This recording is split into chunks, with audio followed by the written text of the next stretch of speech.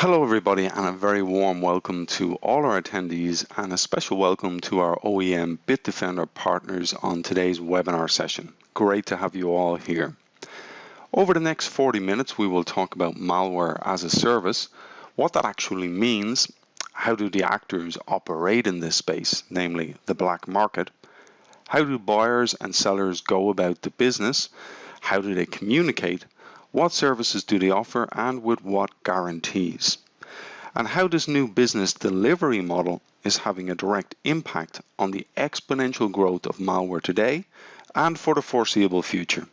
So that is what we will cover. Now an introduction to who will cover it. Today we're very fortunate to have with us Bob Botsiatu, who is our senior e-threat analyst, and myself, Dara Kelly, who is a product marketer here at Bitdefender. As a service is a delivery model that is commonly used in several markets, and it helps companies become more efficient and focused on their core competencies. The most common examples that we all know would be software as a service or platform as a service, and to a lesser extent, infrastructure as a service. So it is a delivery model that helps achieve greater efficiencies in markets. In the case of malware as a service, the marketplace is the black market. And like any other market space, buyers seek the best price, sellers ply their wares or skills to make the most profit. This scenario is subject to typical market forces, with prices rising when demand is high and falling when it is low. And over time, good products squeeze out bad ones. So innovation here is constant, and new business models and delivery models are developed or adapted. And malware as a service is yet another example of innovation and sophistication within the black market. It is important to point out that over the last 10 years, an activity that had typically been carried out by individuals working alone has evolved into an ecosystem of organizations, small groups, freelancers, all working together. But let's make one point clear. This is a business delivery model within a market. So the main driver here is economics.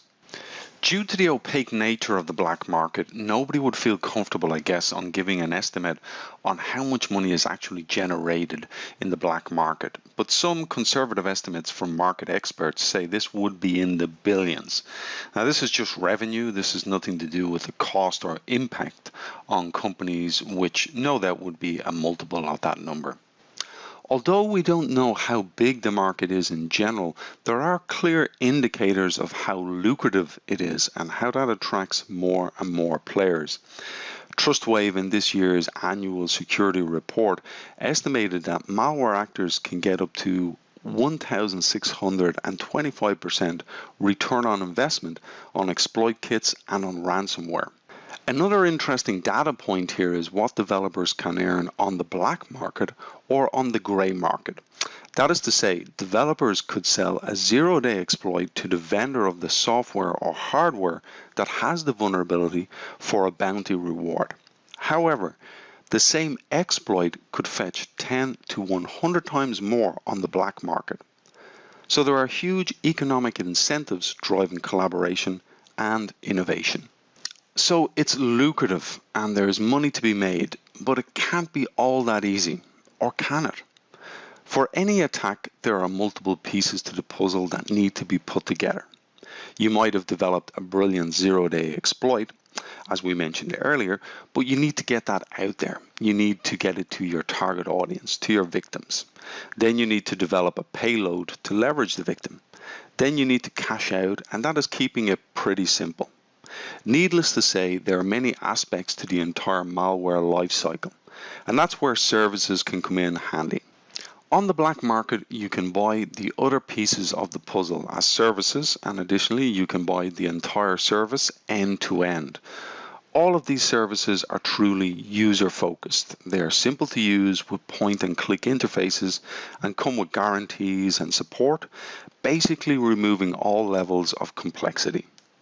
The products and services available just about cover everything.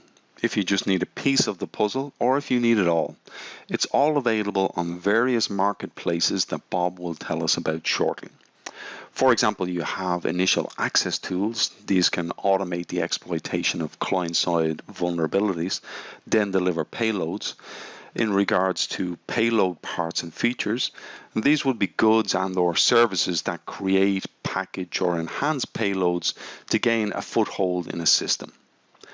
Then we have the full end-to-end services, and that is really what we want to look at today, how actors are now packaging everything so it's just a case of point and click for their customers to launch an end-to-end attack. So how does all of this take place, as it seems somewhat removed from reality and seems somewhat fictional? So let's bring in some facts, and for that we have Bob. Over to you, Bob. Hello everybody, and thank you Dara for your kind introduction. What you are seeing here is a typical underground market. So, in the middle of this pyramid is the vendor or its middleman that package the pieces together as a service for their customers and add additional value such as technical support, service level agreement, or other guarantees. Most of the time, vendors are very technical persons who are extremely familiar with operating systems, computer security, and programming languages because they have to deliver a software product in the end. The intermediaries, though, act only as resellers and increase the product visibility on underground forums in exchange for a cut. I'm going to talk further about the buyer ecosystem later in this webinar. But vendors do more than selling zero-day exploit kits or pre-built malware. They often act as a vertical market that caters to specific needs for their buyers. For instance, vendors can facilitate the installation of malware, provide access to botnets for spamming or hosting, or provide immunity against antivirus solutions. Just to give you a recent example, there is a ring operating a generic purpose piece of malware called Upatre. This downloader is responsible for infecting users with various pieces of malware such as the notorious crypto wall or the backup Trojan called Dire. But the most important component of the Malware-as-a-Service ecosystem is represented by subject matter experts and black or gray hat security researchers who discover and document vulnerabilities, then pass their findings along to the vendor for weaponizing. This is the summit of the pyramid in this slide. These experts are researchers working by themselves or organized in groups, for instance, can be companies who irresponsibly disclose zero-day flows, or can be legitimate security researchers who document and reverse engineer military-grade cyber weapons. Imagine that a couple of years ago we had this Stuxnet incident and security researchers reverse engineered it, looked into its code, rebundled it, and published parts of its source code online. Of course, it was just a matter of time until cyber criminals got to that code and introduced it as a highly weaponized feature into commercial-grade malware. And this is how highly advanced military code makes it into commercial-grade exploit kits. Usually, these malware creation toolkits and the accompanying services are sold on highly anonymized or vetted black markets such as those mentioned in the next slide. State-of-the-art malware toolkits and premium infrastructure to facilitate monetization are usually advertised and sold behind closed digital doors, away from the prying eyes of anti-malware companies or law enforcement agencies. Some marketplaces rely on a strong vetting process in which the joining party needs to be introduced by a trustworthy member that already has built a reputation inside this community. Some other markets, though, allow regular users to register but won't let them join a particular conversation until they have built a reputation with that platform. Most of these communities are buried deep within the darknet to avoid takedowns. In spite of all the security measures that the administrators enforce, there are known incidents in which do-it-yourself malware kits have leaked out of the circle of trust. This was the case on the Zeus Trojan, for instance, the Android toolkit for Android, or various exploit packs that have been cracked by their original buyer and shared publicly on less restricted forums. These incidents are extremely detrimental to the vendor because once these tools have fallen into the hands of the masses, they are likely to be used in ways that attract law enforcement investigators or that prompt companies to mitigate the threat. A zero-day exploit, once it has been released in the wild, becomes just another known threat that vendors can patch or that antivirus vendors can detect. Let's go to the next slide and see how this kind of business takes place. The black market continues to put great stock in reputation, at least within the harder to access tiers. Thanks to an increase in takedowns, participants have labored to loosen the correlation between virtual identities and real identities. Thus, markets have seen more anonymous currencies and encrypted and stealthy communications. More of the market is hosted on the darknets and communicate via redundant VPN services or networks of proxies that makes it impossible to locate the original server. While this trend does not affect reliability of the products, it reduces the accessibility and availability on the market. It also leads to much more intense personal vetting, as I mentioned before. But communication between vendors and potential buyers takes place on more than relatively publicly reachable forums or online shops. There are a number of mailing lists that also make use of the vetting principles described above.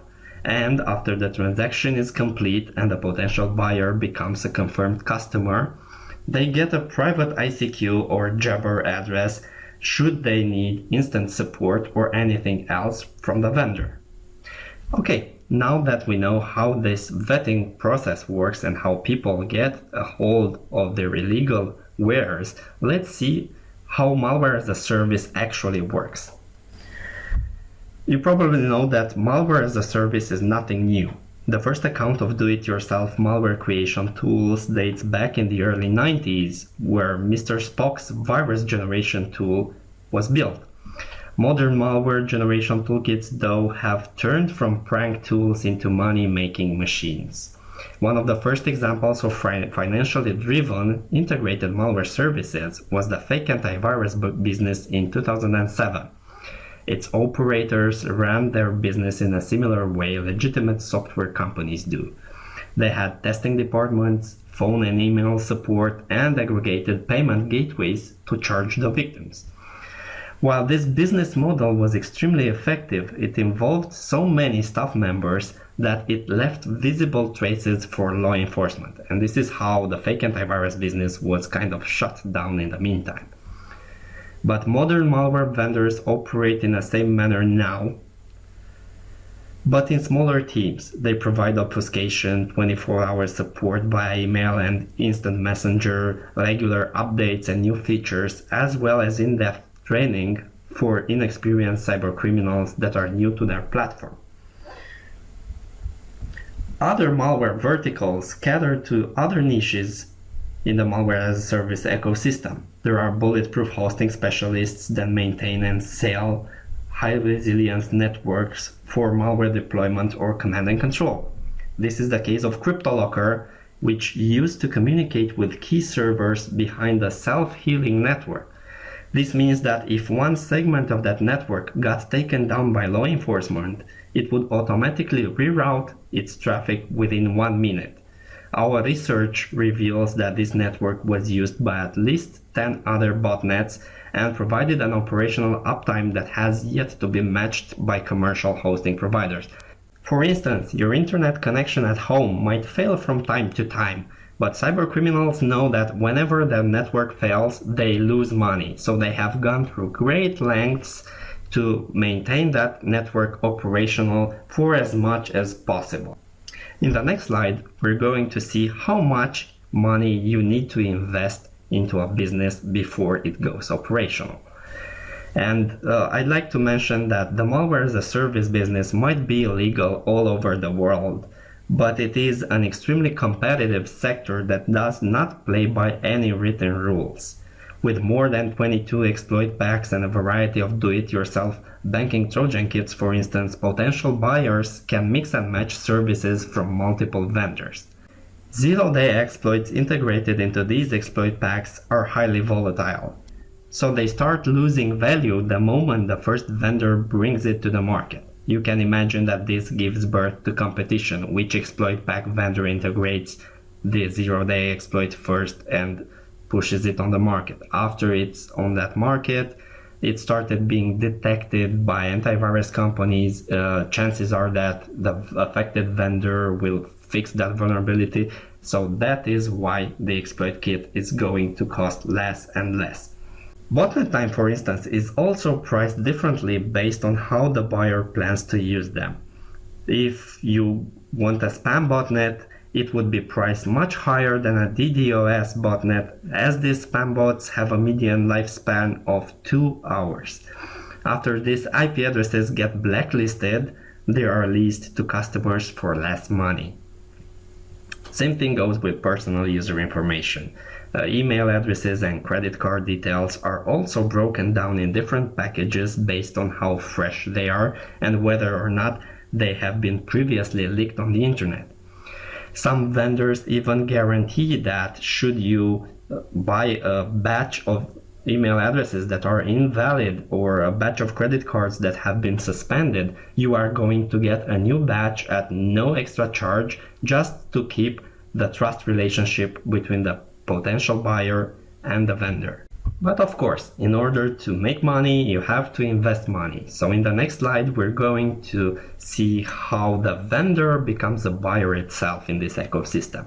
So basically, vendors become customers themselves, as their exploit packs need constant maintenance to keep up with the anti-malware or software industries.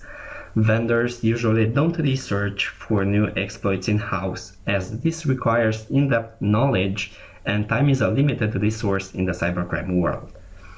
So what are vendors shopping for? Most exploit kit vendors have outsourced exploit development.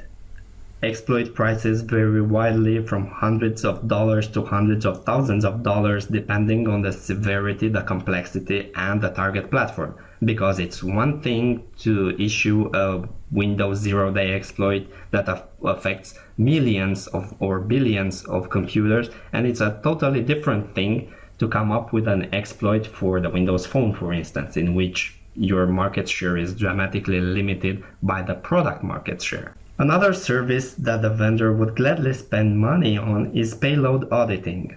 In order to ensure that samples stay undetected, vendors rely on third-party multi-engine scanning services to check payload detection rates and take appropriate measures when the payload gets detected by antivirus vendors. There is this service called VirusTotal, which allows people to upload malicious samples and see how they are detected by antivirus vendors. Cybercriminals cannot use this service because every single sample that's being uploaded on it is automatically sent to the antivirus vendors that are aggregated in that infrastructure. So cybercriminals have to come up with a multi-engine scanner service to check for payload detection rates and still not report to the antivirus vendor. It's easy to imagine why cybercriminals have built their own multi-engine scanners, which are being kept underground and available for vendors as a service. These kind of services are available in two different pricing models, as either a pay-per-scan file, which costs $1 per file, or as a monthly subscription, which would cost $40. Okay. Now that we know how money is spent, let's go over to the next slide and see how cybercriminals cash out their investment. Virtual currencies such as Bitcoin, web money, or anonymous cash transfers such as Western Union, for instance, combined with a solid network of money mules and local operators, are still the preferred payment mechanisms in the cybercrime world. The preferred payment method varies in accordance with the type of fraud, and let's quickly go through the money exploitation procedures for each type of major attack. Crypto ransomware. Probably you know about CryptoLocker, CryptoWall, TorLocker, and so on. All these schemes rely on prepaid vouchers and Bitcoin. Bitcoin is particularly used with crypto ransomware because cybercriminals can monitor payments in real time and take appropriate measures like locking or unlocking that device based on whether or not a payment has been made. For mobile malware, the exfiltration scheme relies on direct cash out via companies that act as a front end and that have subscribed for a short premium rate number service. You might recall that the most frequently encountered attack on mobiles relies on installing an application that sends premium rate messages from that device, incurring additional costs to the user. For credit card and e-banking fraud, the situation is a little bit more complex because it involves money mule networks combined with anonymous cash transfer services. Cybercriminals often employ the services of a physical team to go to the ATM machine, cash out that money, and then send it anonymously via wire transfers in different parts of the world. And probably the best example of this scheme happens in Romania. There is a city here called Râmnicu Vâlcea, but you probably know it as Hackerville because a number of its inhabitants deal with cybercrime. Hackerville is the only city in Romania that has its own FBI office, despite the fact that the credit card fraud ring that operates here is at the bottom of the cybercrime pyramid. So these unsophisticated cybercriminals buy credit card information from vendors and burn it on blank cards, then ship these cards to ATM fraud rings in countries where chip-enabled cards are not required. The obtained cash is being transferred via Western Union back into Romania or into a different drop zone to make tracing almost impossible. Now, Dara, back to you for a quick overview of the creativity and innovation part. Thanks, Bob. So all of this collaboration and available opportunity is creating greater and greater levels of innovation. The lucrative aspect of the black market also attracts a lot of talented people. This creativity is also focused on keeping malware off the radar as they are interested in getting the greatest return on investment. Innovation also comes in the form of following new trends, creating malware that can leverage new growing opportunities and sell that. Examples of this are malware targeting the Android space, where we can find billions of devices. So malware actors look at how to best leverage that opportunity. Innovation also comes in the form of obfuscation, where malware actors are communicating in ever more encrypted ways. I think it's ironic that malware actors really set the standard for how data should be transmitted across networks. In general, the black market isn't held back by normal market restraints such as regulation, legislation, and rules, so they can move a lot quicker. All of this innovation delivered now via different business delivery models is contributing to the number of malware we are seeing. It is driving this exponential growth. For example, we are seeing over 14 million new malware samples every month, which is over 3,000 every minute. Now I'm going to hand back over to Bob so he can give us more insights into this growth. Now that we reached this part of the presentation, let's talk a little bit about the threat trends and how Malware-as-a-Service influences it. Exploit packs and do-it-yourself malware creation toolkits have a great impact over the malware production at a global level, and you can see that in the graphic above. To give you just one example, CryptoWall alone creates a distinct piece of malware for every spammed message it sends to potential victims. This means that if CryptoWall sends 1 million messages one day to 1 million victims, all those 1 million victims will get a distinct payload in order to make sure that the antivirus does not detect the attachment. Morphing malware also makes it easier for cyber criminals to overload the antivirus companies and allows them to evade signature-based detection long enough to maximize their chances of infected potential victims. And this is why some people would say that the antivirus is dead. because an antivirus that solely relies on signatures will not be able to keep up with so much malware every single day. And I'm going to hand it over to Dara again to talk about detection, performance, and accuracy. And why is this relevant to you? Indeed, Bob, it takes more than just signature files alone for today's threat landscape, and we will look at alert technologies in just a moment. But in general, what can you do against an avalanche of such proportions as malware actors try to stack the numbers in their favor and go unnoticed amongst the millions? One thing is for sure, never forget about the basics. There are lots of trends and buzzwords out there, but the fundamentals are still the same.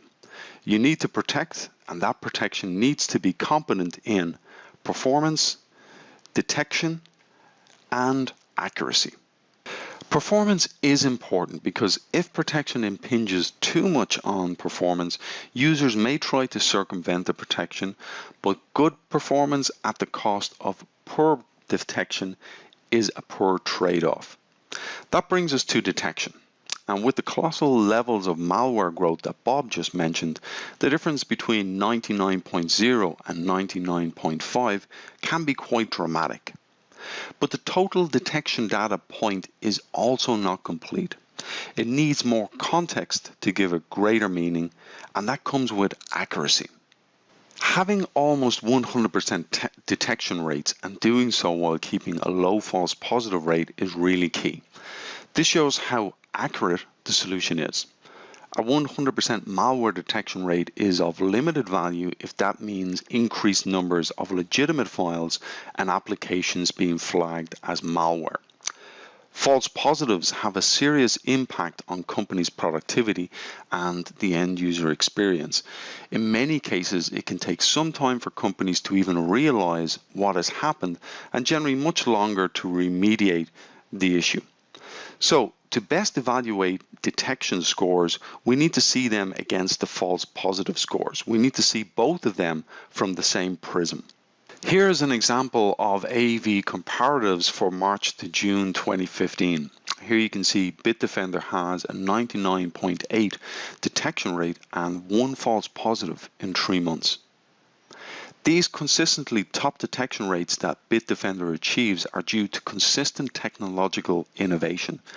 And as Bob mentioned, signature files are no longer enough, and heuristics and behavioral technologies become more and more important to identify zero and advanced threats. Here we can see this year's behavioral and heuristic test results from AV Comparatives with the objective of seeing how good vendors are at detecting proactively without the need for updated signatures. It is important to point out that this test is optional and not too many security vendors actually partake in it. As most of today's malicious threats use URLs as an infection vector, URL filtering becomes a must in any complete protection.